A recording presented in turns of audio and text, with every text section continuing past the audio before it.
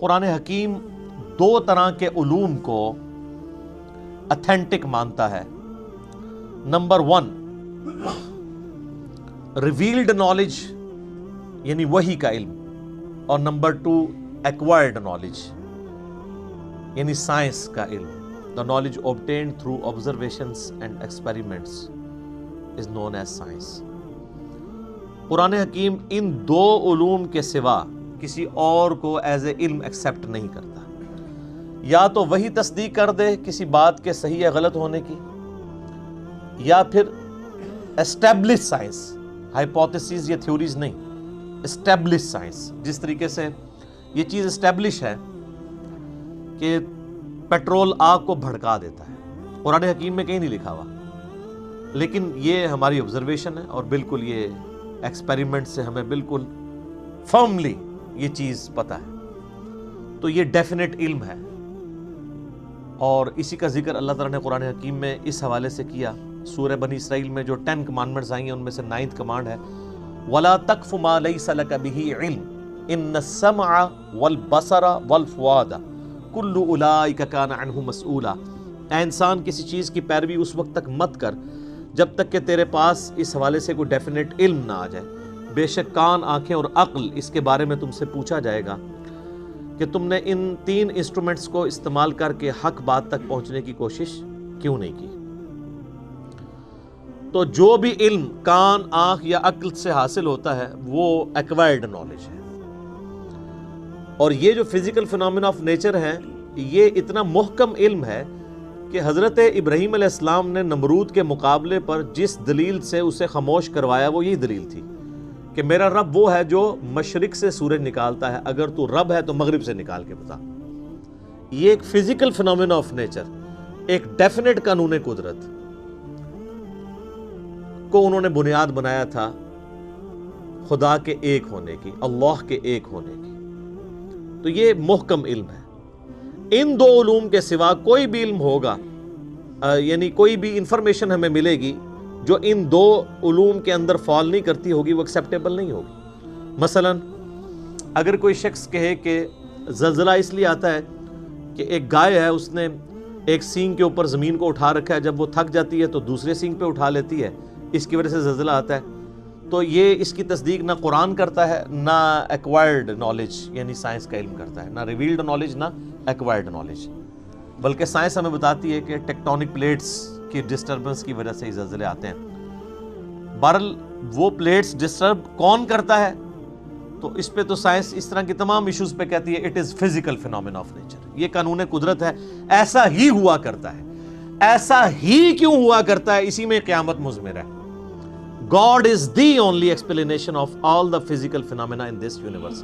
اس کائنات میں ہونے والے ہر فزیکل فینومینا کی ایکسپلینیشن خدا ہے، اللہ کی ذات ہے، کہ اس نے یہ محکم قوانین بنائے ہوئے ہیں اور ان قوانین کے تحت یہ چیزیں چل رہی ہیں۔ ان قوانین نے ان چیزوں کو پیدا نہیں کیا۔ سورج مشرق سے نکلتا ہے، یہ قانون ہے، اس قانون نے سورج کو پیدا نہیں کیا۔ ہم جتنی بھی انفارمیشن حاصل کرتے ہیں وہ قوانین کی حاصل کرتے ہیں۔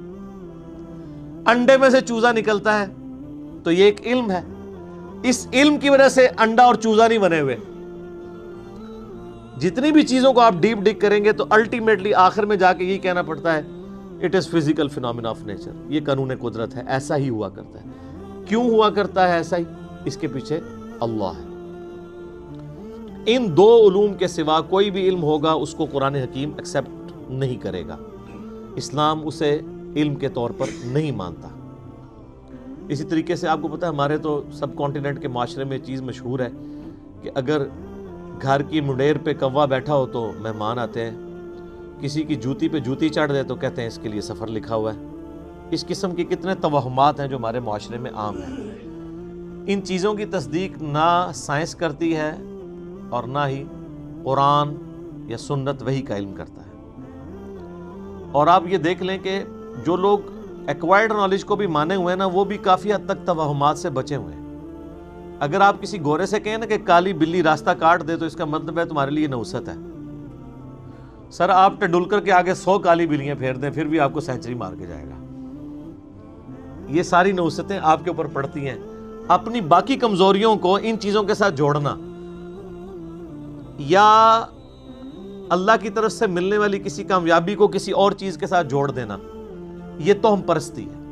اللہ کے ساتھ چیزوں کو جوڑنا چاہیے۔ محنت آپ ضرور کریں گے، لیکن الٹیمیٹلی اللہ کے اوپر بات کو چھوڑنا ہے کہ فیصلہ تو اس نے کرنا ہے۔ کئی بار سارے حالات اور واقعات آپ کی فیور میں ہوتے ہیں، لیکن اللہ کا ڈیسیژن ہی ہوتا ہے کہ ایسا نہیں ہونا چاہیے۔ جو سیدنا علی کا قول ہے کہ میں نے اپنے ارادوں کے ٹوٹنے سے اپنے رب کو پہچانا ہے، کہ ہر چیز فیوریبل ہے لیکن پھر بھی رزلٹ اپوزٹ نکلا ہے، خدا کی مرضی کچھ اور۔ تو توہمات کو ہٹا کر ڈیفینٹ علم کے اوپر قرآن نے جو ہے وہ اسلام کی تعلیمات کی بنیاد رکھی ہے۔ اور یہ جو سائنس کا علم ہے، یہ اتنا محکم علم ہے، اس کے بارے میں اللہ تعالیٰ نے قرآن حکیم میں 1000 سے زیادہ آیات ہیں جو سائنٹیفک فینومینا یا فزیکل فینومینا آف نیچر کے ساتھ ڈیل کرتی ہیں۔ اور اس کا کلائمیکس وہ آیت ہے سورہ حامیم السجدہ کے بالکل اینڈ میں، سَنُرِيهِمْ آيَاتِنَا فِي الْآفَاقِ وَفِي أَنفُسِهِمْ حَتَّى يَتَبَيَّنَ لَهُمْ أَنَّهُ الْحَقُّ۔ ان قریب ہم انہیں زمین و آسمان میں اور ان کی اپنی جانوں میں ایسی نشانیاں دکھائیں گے کہ یہ پکار اٹھیں گے، یہ بات مان لیں گے کہ یہ قرآن حق ہے، یہ کلام حق ہے۔ آج جس طریقے سے اللہ تعالیٰ نے سائنس کے ذریعے انسانیت کو کائنات کے چھپے ہوئے راز آشکار کیے ہیں، پہلے لوگوں کو تو ان چیزوں کا آئیڈیا نہیں تھا۔ یعنی اگر نبی علیہ السلام کے مبارک زمانے میں صحابہ کرام کو یہ بتایا گیا کہ تمہارا ایک ایک عمل نوٹ کیا جا رہا ہے، آج تو آپ کو پتہ ہے کہ ٹیرا بائٹس کے اندر USB آ چکی ہوئی ہیں۔ ابھی تو یعنی اس کے اوپر بھی تحقیق ہو رہی ہے کہ انسان کا تھوک جو ہے نا، اگر اس کو بھی سٹوریج کے طور پہ یوز کیا جائے تو انسانی ہسٹری کا بہت بڑا ڈیٹا جو ہے وہ تھوک کے اندر سٹور کیا جا سکتا ہے، چپس کی فارم میں، USB کی فارم میں، ہارڈ ڈسک کی فارم میں، تو آپ کے سامنے چیزیں آ چکی ہیں۔ کتنے بڑے لیول کا نالج جو ہے وہ ایک چھوٹی سی USB کے اندر آ جاتا ہے۔ اب تو بلکہ ہر موبائل کے اندر میموری کارڈ ڈلے ہوئے ہیں۔ یہ ہم نے فزیکلی چیزیں آبزرو کر لی ہیں، کائنات کے چھپے ہوئے رازوں کو حاصل کر لیا ہے۔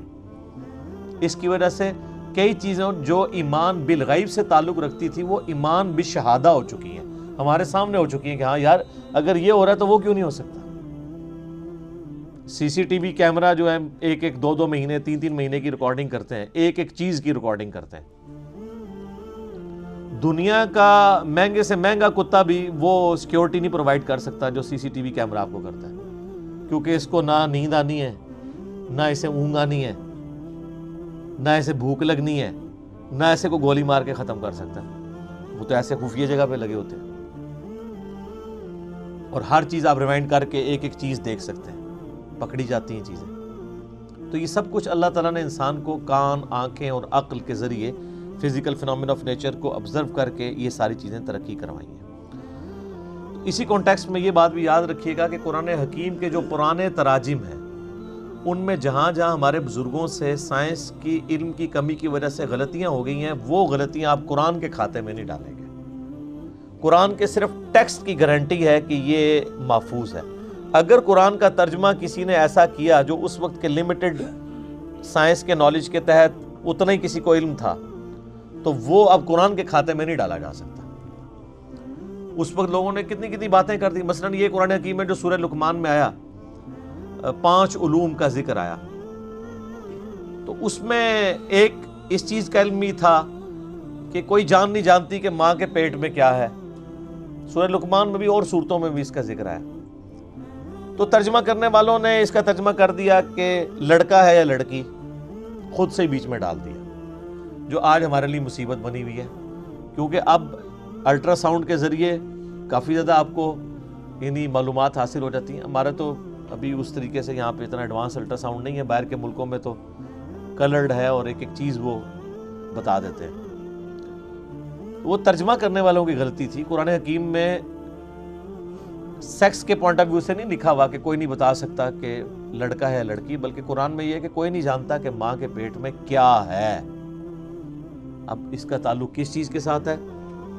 قرآن حکیم میں اللہ تعالیٰ نے سورہ تغابن میں فرمایا هو الذی خلقکم فمنکم کافر ومنکم مؤمن، وہی اللہ ہے جو تمہاری تخلیق کرتا ہے، کوئی تم میں سے کافر ہو جاتا ہے، کوئی مومن ہو جاتا ہے۔ یعنی جب اللہ پیدا کرتا ہے اس وقت تو سب کو ایک جیسا ہی پیدا کرتا ہے، پھر بعد میں حالات و واقعات کے بعد انسان اپنی صلاحیتوں کو یوز کر کے یا تو بات ماننے والا بن جاتا ہے یا انکار کرنے والا۔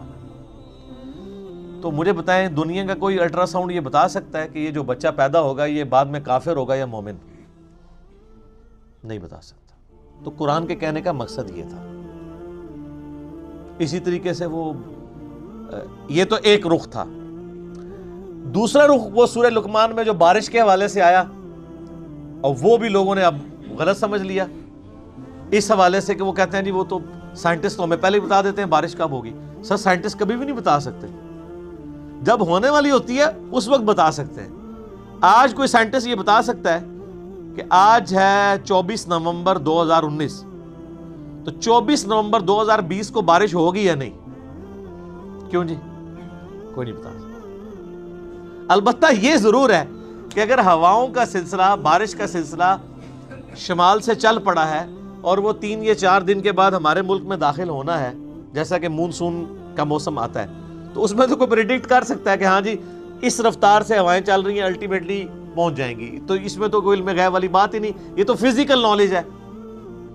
جو فزیکل نالج ہے وہ علم الغیب نہیں ہے۔ علم غیب کی ڈیفینیشن ہے جو نالج فزیکل نہ ہو، مثلا فرشتے آپ ڈیٹیکٹ نہیں کر سکتے الٹرا ساؤنڈ کے ذریعے، کسی چیز کے ذریعے۔ البتہ پانی زمین میں کس گہرائی کے اندر ہے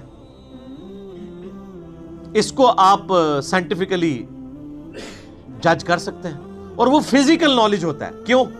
جو آپ انسٹرومنٹ زمین میں گڑھا کھود کے داخل کرتے ہیں، اس سے ویوز نکلتی ہیں، وہ ریباؤنڈ ہو کے واپس آتی ہیں، اس سے آپ کو پتہ چلتا ہے کہ اتنی دور فاصلے کے اوپر پانی موجود ہے۔ تو یہ فزیکل نالج ہے نا۔ ہاں اگر کوئی شخص کھڑا کھڑا کسی جگہ یوں ہاتھ رکھے یا ہاتھ رکھے بغیر کہہ دے کہ جی یہاں پہ پانی اتنی گہرائی میں، تو یہ علم الغیب سے تعلق رکھے گا۔ تو یہ ایسا تو کوئی بھی نہیں کرتا۔ ویسے تو آپ میدانی علاقوں میں کہیں بھی انگلی رکھ کے کہہ دیں کہ جناب 20 فٹ پہ پانی ہے تو واٹر ٹیبل 20 فٹ پہ ہے نا۔ اسلام آباد یا کوئٹہ میں کوئی 20 فٹ کے اوپر پانی نکال کے بتائے تو پھر مانیں گے اس کے پاس کوئی کشف یا کوئی علم الغیب والا معاملہ ہے، جہاں پہ پانی جو ہے وہ اس کا واٹر ٹیبل نیچے ہی جاتا جا رہا ہے۔ تو یہ سارے فزیکل نالج ہے۔ فزیکل نالج جو ہے نا وہ علم الغیب نہیں ہوتا، کیونکہ وہ انسٹرومنٹس کے ذریعے حاصل ہوتا ہے، اور انسٹرومنٹ بھی فزیکل فینومینا آف نیچر کے اوپر کام کرتی ہیں، وہ صلاحیتیں بڑی ہوتی ہیں۔ بلکہ کئی جانوروں میں ایسی صلاحیتیں ہیں جو انسانوں میں موجود نہیں ہیں، ہے وہ فزیکل ہے۔ ہاتھی 40 کلومیٹر دور تک کمیونیکیشن کرتا ہے پاؤں مار کے زمین پہ، جو ویوز پروڈیوس کرتا ہے۔ 40 کلومیٹر دور اس جھنڈ سے الگ ہونے والے ہاتھی موجود ہونا تو ویوز کے ذریعے جان لیتے ہیں۔ یہ عقاب 2-3 میل اوپر سے اپنے شکار کو لوکیٹ کر لیتا ہے، اتنی تیز اس کی آنکھیں۔ کتے کی سونگنے کی صلاحیت انسان سے بہت زیادہ ہے، وہ ایسی چیزیں بھی سونگ سکتا ہے جو انسان نہیں سونگ سکتا ہے۔ اس لیے آپ کو پتا ہے نا، یہ جب ہیروئن کی سمگلنگ کے لیے یا اس طرح کی وہ معاملات کو پکڑنے کے لیے ایئرپورٹس وغیرہ کے اوپر کتے، ٹرینڈ کتے، ایک وہ ٹرینڈ کتے ہیں جو چوری پکڑنے والے ہیں، وہ 2 نمبر ٹرینڈ کتے ہیں، وہ لوگوں میں لڑائیاں کروانے کے لیے۔ جو اوریجنل ٹرینڈ کتے ہیں نا وہ واقعی چیزوں کو پکڑ لیتے ہیں، کئی مشینیں نہیں پکڑ سکتی جو وہ پکڑ لیتے ہیں۔ تو یہ فزیکل نالج سے تعلق رکھتی ہیں، یہ علم الغیب سے چیزیں تعلق نہیں رکھتی۔ لہٰذا ہمارے پرانے بزرگوں نے اگر کہیں کوئی ترجمے کیے، کہیں تفسیریں غلط کر دی ہیں تو وہ قرآن کے کھاتے میں نہیں ڈلیں گی۔ قرآن کا کوئی قصور نہیں ہے، وہ ترجمہ کرنے والوں کا قصور ہے، اور آپ لوگوں کا قصور ہے کہ آپ نے ان کو اتنا بڑا بزرگ مان لیا۔ میرا خیال ہے ان چیزوں سے یہ چیز کھل کے سامنے آ گئی کہ جن کو اتنے بڑی غلطیاں لگی ہیں قرآن کی تفسیر میں، تو اس کا مطلب ہے ان کے پاس علم الغیب کوئی نہیں تھا۔ ورنہ اگر علم الغیب ہوتا ان کے پاس، نالج آف ان سین ہوتا، تو ان کو یہ غلطیاں تو نہیں لگتی۔ آپ پرانے بزرگوں کے بارے میں سنتے ہیں جی، وہ جناب جب مسلح اٹھاتے تھے تو 7 زمینیں نیچے دیکھ لیتے تھے، نگاہ اٹھاتے تھے اوپر تک چلے جاتے تھے، لیکن تیل پھر بھی سر ایڈون نہیں دریافت کیا۔ سر کسی بزرگ سے تیل دریافت نہیں ہوا۔ تیل تو 7 زمینوں کے نیچے ہے ہی نہیں تھا، تیل کا کنواں تو 2-3 کلومیٹر نیچے تھا، اور جہاں پہ نکلا وہ اللہ تعالیٰ نے قدرتی طور پہ نکلوایا، وہاں پہ اوپر تھا اس کا یعنی لیول۔ سب سے پہلا تیل کا کنواں جو ہے وہ 1758 کے راؤنڈ اباؤٹ امریکن ایک اسٹیٹ ہے پنسلوینیا، اس میں تیل کا کنواں نکلا تھا. عرب اسٹیٹس میں تو 20ویں صدی میں آ کے نکلا ہے. تو اور سب کانٹیننٹ جو سارے بزرگوں کا گڑھ تھا، کسی رحمت اللہ علیہ نے کوئی ایک کے تیل کا کنواں بھی دریافت کیا یہاں پہ کہ ان کے نام کی تختی لگی ہوتی. تو یہ کہاں زمین سے نیچے دیکھتے تھے؟ کچھ بھی نہیں دیکھ سکتا ایسے. تو یہ جدید سائنس نے ان کے یہ سارے کے سارے دعوے بھی جھوٹے ثابت کر دیے. تو قرآن پاک کا وہ ترجمہ اور تفسیر جو پرانے بزرگوں نے کیا وہ قرآن کے کھاتے میں نہیں ڈلے گا. کیمیائے سعادت میں اگر امام غزالی نے لکھ دیا کہ سورج زمین سے 60 گنا بڑا ہے تو یہ ان کے لیک آف نالج تھا. آج ہمارے بچے کو بھی پتا ہے کہ 13 لاکھ گنا بڑا ہے.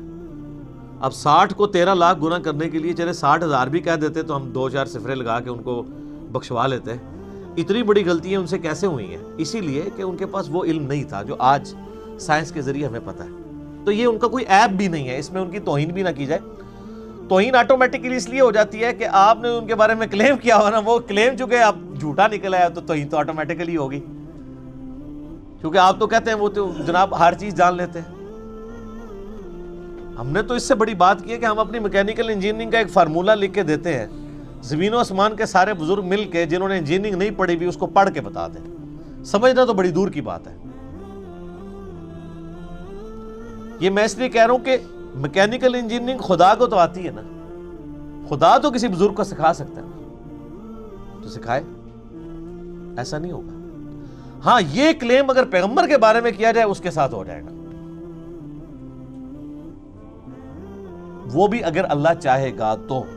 جیسا کہ حضرت صالح علیہ السلام سے ڈیمانڈ کی گئی کہ پہاڑ میں سے اونٹنی نکلے، تو اب یہ فزیکل فینومینا آف نیچر کے خلاف ہے، اللہ نے نکال کے بتائی. پیغمبر کو منوانے کے لیے اللہ تعالیٰ نے معجزہ کروا دیا. بزرگوں والا معاملہ نہیں ہوتا کہ وہ کچھ کر کے دکھا سکتے ہیں، کچھ بھی کوئی نہیں کر سکتا. اسی لیے میں آپ کو کہتا ہوں کہ آپ لوگ بیمار ہوتے ہیں تو آپ کو مزاروں پہ لے کے جاتے ہیں، اور مزاروں والے جب بزرگ بیمار ہوتے ہیں ان کو آغا خان اور شفا انٹرنیشنل لے کے جاتے ہیں. میں نے آج تک نہیں کوئی دیکھا کہ کوئی بڑا پیر بزرگ بیمار ہوا ہو اور وہ پاکستان کے مہنگے ترین ہاسپٹل میں علاج نہ کروا رہا ہو. تو یہ کس کو دھوکہ دے رہے ہیں؟ ان کو بھی اٹھا کے مزاروں پہ لے جایا کریں نا. کتنے بڑے بڑے، اب میں نام نہیں لیتا، بالکل پرسنل بات ہو جائے گی. ان کے یقین کریں ان کے پیشاب بند ہوئے ہیں تو ان کو آغا خان سے انہوں نے کروایا، اور پوری دنیا کو تعویذ لکھ کے دے رہے ہیں. وہ لوگ لاکھوں مرید ہیں ان کے، ایک تعویذ خود لکھ کے اپنا پیشاب کھول کے بتا دیتے نا. کوئی کچھ نہیں کر سکتا. تو اس طرح کی جو چیزیں جڑی ہوئی ہیں فزیکل نالج کے ساتھ، اس میں اگر کہیں پہ کسی نے غلطی کھائی ہے تو اس کو آپ قرآن کے کھاتے میں نہیں ڈالیں گے، بلکہ آپ ڈالیں گے بابوں کے کھاتوں میں. بابوں کے کھاتوں میں بہت کچھ ڈال چکا ہوا ہے، اس میں سے یہ بھی ڈال دیں آپ. اسی طریقے سے ترجمے سائنس کے نالج کم ہونے کی وجہ سے غلط کر دیے.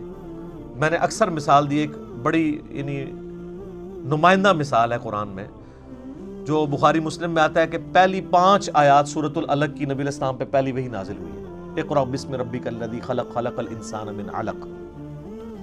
ہمارے پرانے سارے بزرگوں نے خلق الانسان من علق کا ترجمہ کیا. اللہ تعالیٰ نے انسان کو خون کی پھٹکی سے پیدا کیا، ڈراپ آف بلڈ سے پیدا کیا. یہ ترجمہ سارے کرتے آئے، حالانکہ اس کے لیے ان کے پاس کوئی بنیادی دلیل موجود نہیں تھی. لیکن اب جب ماڈرن لوگ آئے ہیں انہوں نے کہا جی علق تو کہتے ہیں سسپینڈڈ چیز کو، اردو میں بھی معلق لفظ، لٹکی ہوئی چیز کو کہتے ہیں یہ معلق ہے. تو علق کا ترجمہ ہے کہ انسان کو اللہ نے پیدا کیا ایک ایسی چیز سے جو سسپینڈڈ فارم میں تھی. تو وہ تو آج ہمیں جو ہے وہ ایمبریولوجی کی فیلڈ کے لوگ بتا رہے ہیں کہ بچہ انیشیل سٹیج پہ رحم مادر میں ایک ایمبریو کی فارم میں سسپینڈڈ فارم میں وال آف دا یوٹرس کے ساتھ چپکا ہوا ہوتا ہے، جیسا کہ ایک جونک چپکی ہوئی ہوتی ہے اور اس میں سے وہ خوراک حاصل کرتا ہے. پھر جب وہ بڑا ہوتا ہے پھر پورا معاملات آگے چلتے ہیں. الگ کا ترجمہ عربی میں جونک بھی بنتا ہے، اور اس ایمبریو کی اگر آپ انیشل شکل دیکھیں وہ بھی جونک کی شکل ہے. لیکن یہ ہمیں الیکٹرانک مائکروسکوپ کے بعد پتہ چلا. آج کی جب لیٹسٹ لوگ ترجمہ کرتے ہیں تو وہ پھر یہ ترجمہ کرتے ہیں کہ ایک ایسا یعنی انیشل ایمبریونک سٹیج سے انسان کو اللہ نے بڑا کیا جو جونک نما تھی، جو یوٹرس آف مدر کی وال کے ساتھ چپکی ہوئی تھی، اور اس طریقے سے آگے معاملات چلے. بلکہ اس حوالے سے ایک یعنی پروفیسر کیتھ مور جو اس وقت دنیا میں اس فیلڈ میں اتھارٹی مانے جاتے ہیں، انہوں نے تو باقاعدہ اپنی یعنی ٹیکسٹ بک ان کی ایز اے ٹیکسٹ بک ان کی کتاب پڑھائی جاتی ہے ایمبریولوجی کی فیلڈ میں. انہوں نے قرآن حکیم کی باقاعدہ آیات جو ہے وہ کوٹ کی ہیں کہ سب سے بہترین ایکسپلینیشن ایک ایمبریو کس سٹیجز سے گزرتا ہے، جنین جسے ہم اردو میں کہتے ہیں، قرآن حکیم کرتا ہے. اور انہوں نے باقاعدہ پھر اسلام بھی قبول کیا اس کی وجہ سے. انہوں نے کہا مجھے یہ بات ماننے میں کوئی عار نہیں ہے کہ قرآن حکیم ایمبریولوجی کی فیلڈ کے حوالے سے جو باتیں کرتا ہے وہ 8 سے 100 سال پہلے بھی کسی کو نہیں پتہ تھی. اور چاہے جائے کہ 8 سے 1400 سال پہلے ایک شخص جو ریگستان میں پیدا ہوا ہے وہ یہ ساری چیزیں بتائے جو کہ ہمیں 20ویں صدی میں بھی 1960s 70s میں آ کے الیکٹرانک مائکروسکوپ کی وجہ سے جو چیزیں ہم پر ریویل ہوئی ہیں، یہ اس کے سوا کوئی چارہ نہیں کہ ہم مانیں کہ اس کا سورس ڈیوائن ہے، یعنی اللہ کی طرف سے. انہوں نے باقاعدہ اسلام بھی قبول کیا. تو یہ جو سائنٹیفک فیکٹس ہیں قرآن کے، یہ وقت کے ساتھ ساتھ سامنے آ رہے ہیں. اور اس میں ایک بہت کڑوی بات ہے لیکن سمجھنے کے لیے وہ چیز ضروری ہے، کیونکہ نبی علیہ السلام نے خود سمجھائی ہے. دیکھیں نبی صلی اللہ علیہ وآلہ وسلم اتنے منصف مزاج ہیں. مسلم شریف میں اوپر تلے 3 احادیث ہیں جو آج پبلکلی اگر ان کو بیان کر کے ان کی ایکسپلینیشن کی جائے تو آپ واجب القتل ہو جائیں. اور باقاعدہ امام مسلم رحمہ اللہ کی ان 3 احادیث کے اوپر جو باب باندھا گیا نا، اس کی ہیڈنگ ہے کہ نبی علیہ السلام کی اطاعت کن کاموں میں واجب ہے اور کس میں نہیں واجب. اب آپ سوچ رہے ہوں گے کس میں نہیں واجب، یہ کون سی چیز ہے؟ تو وہ 3 حدیثیں اوپر تلے ہیں صحیح مسلم میں، نبی علیہ السلام کے فضائل والے چیپٹر کے اندر. اچھا، چیپٹر نبی علیہ السلام کے فضائل کا ہے اور حدیثیں یہ ہیں، اور یہ صرف مسلم میں نہیں، ابو داؤد میں بھی ہے. بڑی مشہور حدیث ہے، تعبیر نحل والی. نبی علیہ السلام کچھ اصحاب کے پاس سے گزرے تو وہ گرافٹنگ کر رہے تھے، پیوندکاری کر رہے تھے کھجور کی فصل کو بڑھانے کے لیے. تو نبی علیہ السلام فرمایا ایسا کیوں کر رہے ہیں؟ ان کا اس سے فصل زیادہ ہوتی ہے. تو آپ نے فرمایا اگر ایسا نہ کرو تو کیا ہے؟ تو نبی علیہ السلام نے اس کو اس حوالے سے سمجھا کہ یہ نیچر میں تبدیلی ہے. آپ یہ کہہ کے چلے گئے تو صحابہ کرام نے رزلٹ وہی نکالا جو ایک مسلمان کو نکالنا چاہیے تھا. انہوں نے اس سال گرافٹنگ نہیں کی تو وہ کھجوروں نے کم پھل دیا. تو انہوں نے آ کے نبی علیہ السلام کو شکایت کی کہ یا رسول اللہ آپ نے یہ مشورہ دیا تھا تو یہ تو پھل ہی ہمارا کم ہوا ہے. تو آپ علیہ السلام نے فرمایا کہ دیکھو جو چیز میں تمہیں اللہ کے ریفرنس سے بیان کروں نا، قرآن یا سنت کی فارم میں، اس پہ تو تم ضرور عمل کیا کرو. اور جو چیز میں اپنے تجربے سے تمہیں بیان کروں اور وہ تمہارے دنیاوی کسی معاملے سے تعلق رکھتی ہو تو انتم اعلم بامر دنیاکم، تم اپنے دنیا کے کام کو مجھ سے بہتر سمجھتے ہو. اندازہ کریں آپ آج کے زمانے میں آپ یہ بات کر سکتے ہیں کسی کے سامنے؟ وہ گستاخ رسول کا فتویٰ لگا دے گا. اور نبی علیہ السلام خود اپنے بارے میں کہہ رہے ہیں کہ دیکھو دنیاوی معاملات کو تم بہتر سمجھتے ہو. ظاہر ہے نبی علیہ السلام کا تو ایکسپیرینس نہیں تھا شجرکاری کے حوالے سے، آپ کا تو سارا ایکسپیرینس جو ہے وہ بھیڑ بکریاں پالنے کے اعتبار سے تھا. اور آپ علیہ السلام کا بھی انصاف دیکھیں، آپ نے یہ نہیں کہا کہ اب میں نے جو فرما دیا تو بس وہ فرما ہی دیا ہے. آپ نے کہا دیکھو میں جب کوئی چیز دین کے طور پہ تمہیں تعلیم کروں اللہ کے ریفرنس سے، وہ تو تمہیں ماننا ضروری ہے. دنیاوی میں مشورہ دوں تو تم بہتر سمجھتے ہو اپنے معاملات کو. تو اس پہ باقاعدہ باب مسلم شریف میں باندھا گیا کن معاملات میں نبی علیہ السلام کی اطاعت واجب ہے اور کس میں نہیں.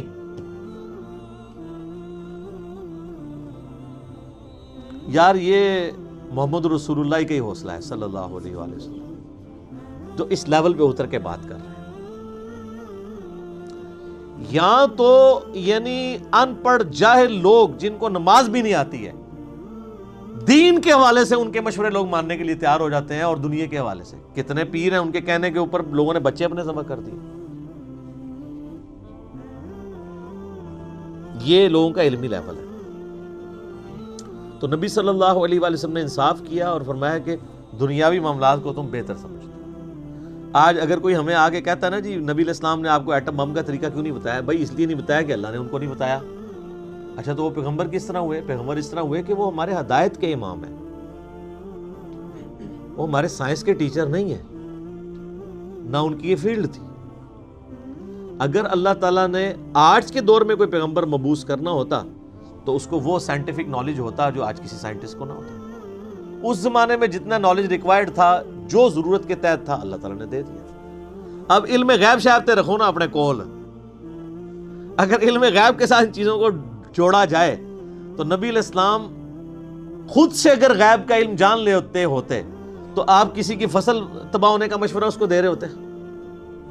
یہ فصل کم ہونے کا مشورہ دے رہے ہوتے؟ نہیں۔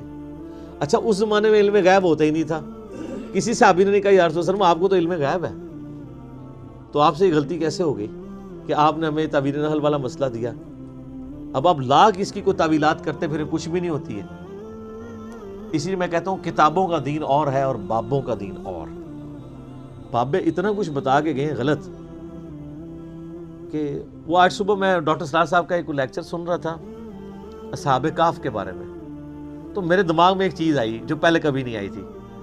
اصحاب کہف کو 300 سال تک اللہ تعالیٰ نے سلایا نا جی۔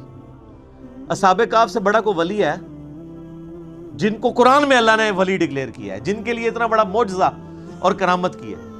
تو وہ جب اصحاب کہف اٹھتے ہیں سو کے تو آپس میں گفتگو کرتے ہیں ہم کتنی دیر سوئے؟ تو کہتا ہے ایک دن یا دن کا کچھ حصہ۔ تو ان کو تو یہ پتہ ہی نہیں تھا 300 سال سوئے ہیں، تو ان کو علم غیب کیوں نہیں تھا؟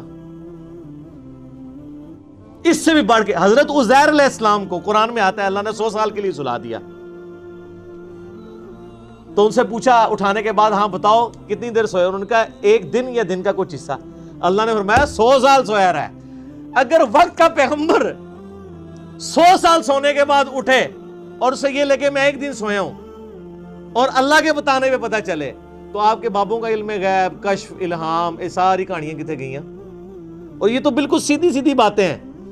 اور ویسے آپ کو صحیح مشورہ دیتے ہیں قرآن ڈائریکٹ نہیں پڑھنا چاہیے، بندہ گمراہ ہو جاتا ہے۔ ہاں ظاہر ہے قرآن جب پڑھے گا تو جو چیز آپ نے دین کے طور پہ لوگوں کو بتائی ہوئی ہے وہ گمراہی ثابت ہو جائے گی، اور جو چیز واقعی دین ہے اس کو آپ گمراہی سمجھتے ہیں تو خود بخود تطہیر ہو جائے گی۔ اچھا یہ سارے واقعات آپ کو پتہ ہیں لیکن کبھی اس کی انجینئرنگ نہیں ہوئی تھی۔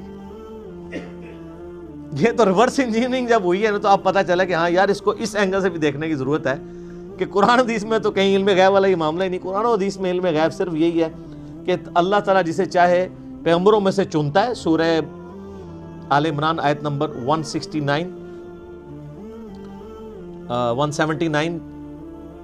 کہ اس کو غیب کی خبر دے دیتا ہے۔ باقی علم الغیب پہ میرا مسئلہ نمبر 6 اور A اور 6B دیکھ لیں تو آپ کو معاملات